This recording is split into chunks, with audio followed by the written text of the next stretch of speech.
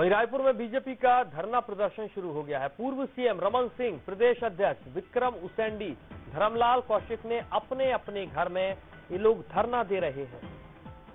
तो पूर्व मुख्यमंत्री रमन सिंह के साथ तमाम बीजेपी के नेता अपने घरों में धरना दे रहे हैं।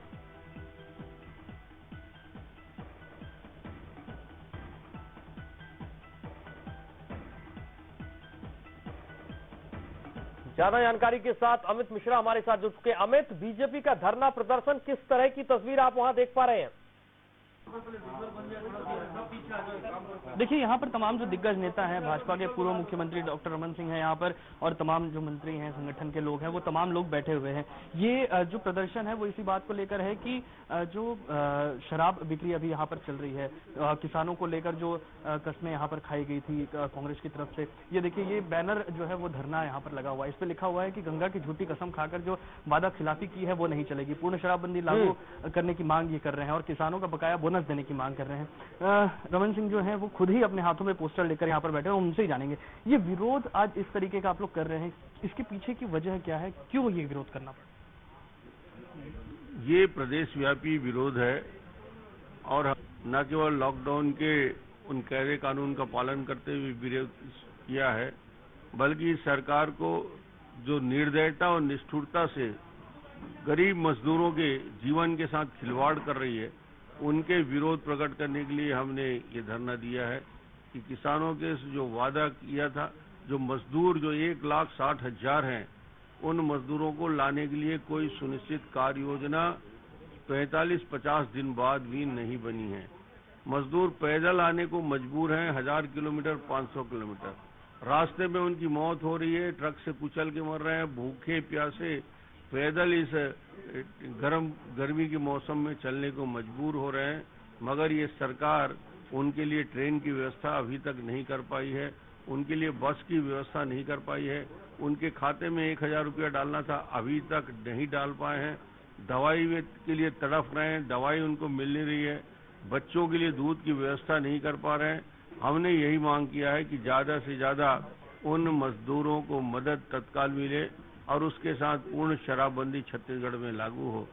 ये अपने आप में पूर्ण शराबबंदी की घोषणा कांग्रेस ने किया था, कोई भारतीय जनता पार्टी इसलिए याद दिला रही है कि आपने घोषणा किया था, आप घर पहुंच सेवा कर रहे हो, इसको तत्काल लागू करने की बात हमने कही है किसानों के साथ।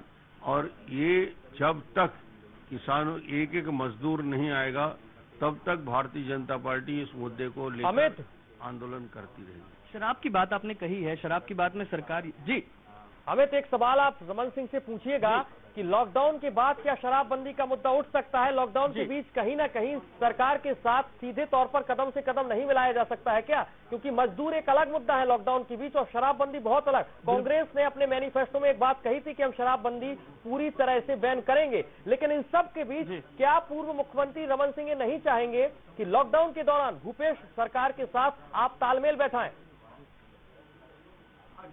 अमित, बिल्कुल, हम उनसे ही जानेंगे। क्या सरकार अभी लॉकडाउन के बाद आप सरकार के खिलाफ धरना प्रदर्शन या इस तरीके के घेरने की कोशिश करेंगे शराब के मुद्दे को लेकर? क्योंकि अभी तो लॉकडाउन का हवाला उन्होंने दिया है, अभी तालमेल जो है वो कहीं ना कहीं बिठाना होगा ताकि किसी भी तरीके की जो गंभीर परिस्थितियां हैं वो प्रदेश में ना बने। ये तो चेतावनी है, ये चेतावनी है सरकार के लिए कि जिस प्रकार गफलत कर रही है, जिस प्रकार उपेक्षा कर रही है, जिस प्रकार मजदूरों के साथ व्यवहार कर रही है, यदि सरकार नहीं चेती तो आने वाले समय में हम और लॉकडाउन समाप्त होने के बाद व्यापक प्रदर्शन आंदोलन करेंगे। शराब को लेकर, मजदूरों का मुद्दा तो अभी खैर है, शराब को लेकर क्या स्टैंड होना चाहिए और कितना घातक हो सकता है? आपने वादा किया है, उस वादा को निभाने के लिए 1.5 साल का समय निकल गया है। आपने कहा था 100 दिन में पूरा करेंगे, कहां से ये 3 महीने निकल गए, आज तक ये वादा नहीं हुआ। तो वादा याद दिला रहे हैं। बिल्कुल, वादा याद दिलाने के लिए और घातक उन्हें सीधे तौर पर कहा है और इसको लेकर आने वाले दिनों में चेतावनी दी है और आने वाले दिनों में जो प्रदर्शन है वो बड़ा यहाँ पर कर सकते हैं। सबसे बड़ी बात कि जो लॉकडाउन का पालन है वो करते हुए दूरियां बनाकर यहाँ तमाम मंत्री बैठे हैं, रमन सिंह बैठे हुए हैं और अब जाकर यहाँ पर ये प्रदर्शन जो है वो आज 2 घंटे का सांकेतिक प्रदर्शन अपने घरों के बाहर पूरे प्रदेश में भाजपा यहाँ पर कर रही है। जी बिल्कुल अमित, तमाम मंत्री अगर बैठे हो और रमन सिंह से आप बार बार एक सवाल भी पूछ रहे हैं कि तालमेल बैठाया जाए, अगर एक बार और उनसे बात करना चाहें आप तो उनसे पूछिएगा कि मोदी सरकार ने आदेशित किया है कि राज्यों में अब शराब है और टैक्स लगाया है, क्योंकि केंद्र में तो मोदी की सरकार की मौजूदगी है। इन सब के बीच राज्य में अगर भूपेश सरकार है तो लॉकडाउन के बाद भी तो ये फैसला हो सकता है ना। मजदूर बहुत अलग मुद्दे हैं, मजदूरों के मुद्दे हर राज्य में है, तमाम राज्य सरकारें अपने मजदूरों को लाने का प्रयास कर रही है, लेकिन मजदूर और शराब दोनों को जोड़कर कहीं ना कहीं एक राजनीति का रंग मैं जहां तक देख पा रहा हूं। अमित जी बिल्कुल, फिलहाल हम यहाँ पर कुछ और भी मंत्री मौजूद है, पूर्व मंत्री हैं राजेश। बिल्कुल बिल्कुल, ये लगता नहीं आपको कि केंद्र सरकार की तरफ से जो शराब का मुद्दा था उसको लेकर टैक्स यहाँ पर किया गया, राज्यों के ऊपर छोड़ दिया गया, लेकिन अब शराब के मुद्दे पर हम विरोध यहाँ पर कर रहे हैं, तो तालमेल असमंजस की स्थिति है प्रदेश सरकार और केंद्र सरकार। देखिए, ये स्पष्ट कर लीजिए, पहले कोई असमंजस की स्थिति नहीं है। राज्य सरकार ने अपने जन घोषणा पत्र में स्पष्ट कहा है इस प्रदेश में शराबबंदी करना। शराबबंदी को लेकर कमेटी बन गई, विधायकों की कमेटी बना लीजिए, शराबबंदी को लेकर आपने समितियां बना दी। आप जनमानस से जब पूरे प्रदेश के अंदर 40 दिन में शराब बन रही और एक भी घटना नहीं घटी, तो आज सरकार का ध्यान आकर्षित करने के लिए कि आपने शराबबंदी की घोषणा करी है, आपने गंगा जल लेके कसम खाई थी, आप शराब बंद क्यों नहीं कर रहे? किराने की दुकान 3 दिन खुलेगी, शराब की दुकान 5 दिन खुलेगी। वाह सरकार, क्या हुआ तेरा वादा वो इरादा? जन घोषणा जनता का वोट तक लेने तक का वादा था खाली क्या? अपने इरादे से भटक गई है सरकार और विपक्ष का काम है उसको जागृत करना। और आज हम इसी मुद्दे को लेकर जनता के बीच में सोशल डिस्टेंसिंग मेंटेन करते हुए सब लोग अपने रिश्ते पे यानी डॉक्टर रमन सिंह जी के नेतृत्व में पूरे प्रदेश में बैठे।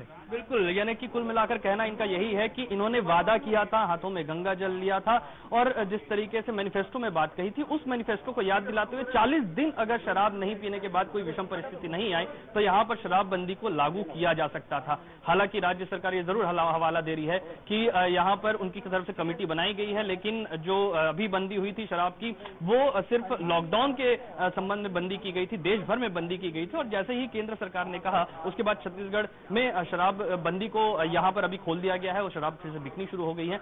अब जो मांग है, ये मांग कितनी पुख्ता तौर पर होती है ये जरूर आने वाला वक्त ही बताएगा। जी अमित, आपके पास तमाम नेताओं की मौजूदगी है, तमाम मंत्री आपके पास हैं, एक सवाल उनसे पूछिए। बीजेपी शासित राज्य है तमाम, लॉकडाउन के दौरान गृह मंत्रालय मोदी सरकार एक निर्णय ले रही है और राज्यों पर छोड़ दे रही है कि आप अपने बजट के मुताबिक जहां जहां चाहें वहां शराब की दुकानें खोल सकते हैं। इन सब के बीच बीजेपी शासित राज्य है जो साफ तौर पर ये कह रहे हैं कि नहीं, हमें बजट के कारण ऐसा करना पड़ रहा है। और तमाम हम राज्य देख रहे हैं, चाहे मध्य प्रदेश की बात की जाए, चाहे तमाम राज्यों में, वहां पर बीजेपी सरकार की मौजूदगी है। लेकिन इन सब के बीच लॉकडाउन को अगर हम छोड़ दें उसके बाद भी ये मुद्दा उठ सकता है भूपेश सरकार में।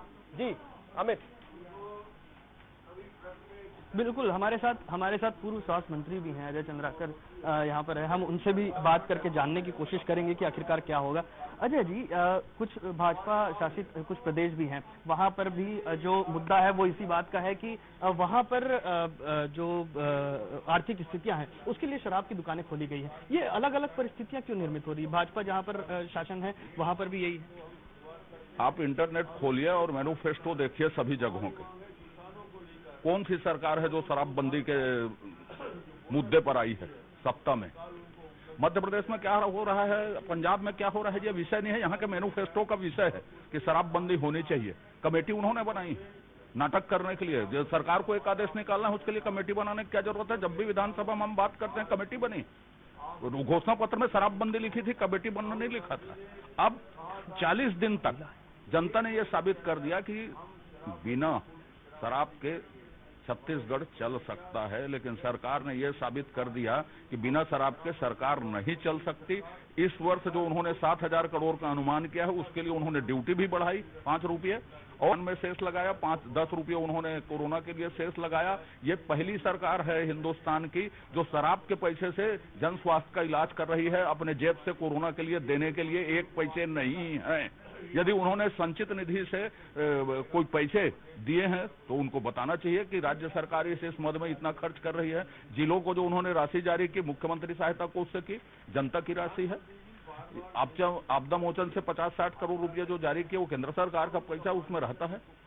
तो कहां पर और कौन सी सरकार है जिन्होंने शराबबंदी की बात कही?